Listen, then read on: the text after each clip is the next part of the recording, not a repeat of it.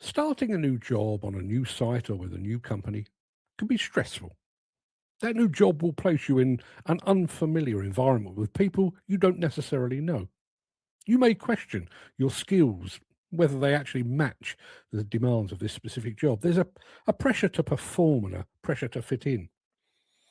But in the modern demolition and construction workforce, new jobs, new employers, and new sites are a challenge to be overcome with such regularity that workers begin to form a protective layer. And frankly, they need one, because this is purely where their challenges begin. First, the worker must endure the pick a card, any card, don't show it to the audience rigmarole of competence card authentication. You might think that this far into our decades long journey down the road to competence card compliance, the brandishing of a current card would be enough, but oh no. There then comes the question about what colour it is and which provider issued it.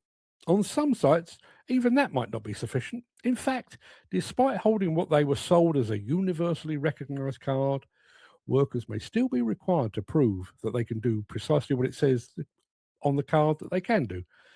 Kind of makes you wonder about the validity and the veracity of the cards, doesn't it? No sooner has the new worker stuffed his apparently worthless competence card back into his wallet, he or she is required to sit through an induction that might last anywhere from half an hour to an entire day, and it might also include a drug and alcohol test.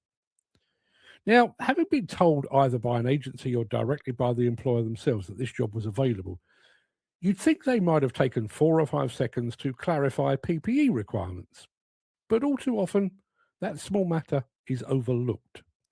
You arrive, fully kitted out, all in yellow, only to be told this is an orange only site.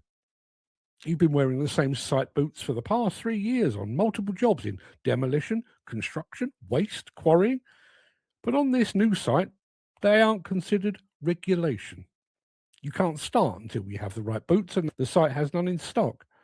Even though the latest regulations require employers to provide PPE, even to agency and temporary workers, it remains a stumbling block, another obstacle to actually starting work on time. Now, as an experienced machine operator, you know precisely how you like things set up for maximum productivity and safety and for the minimum possible fuel consumption. But on this new site, you find yourself working with a supervisor who knows better. Or at least he thinks he does, even though he's never actually operated a machine in his life. Despite that, he makes it very clear that it's going to be his way or the highway.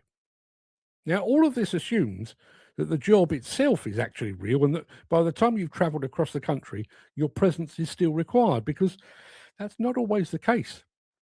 A friend of mine was offered a job not far from Didcot just this week. He arrived early in order to make a good first impression, only to be told the vacancy had already been filled.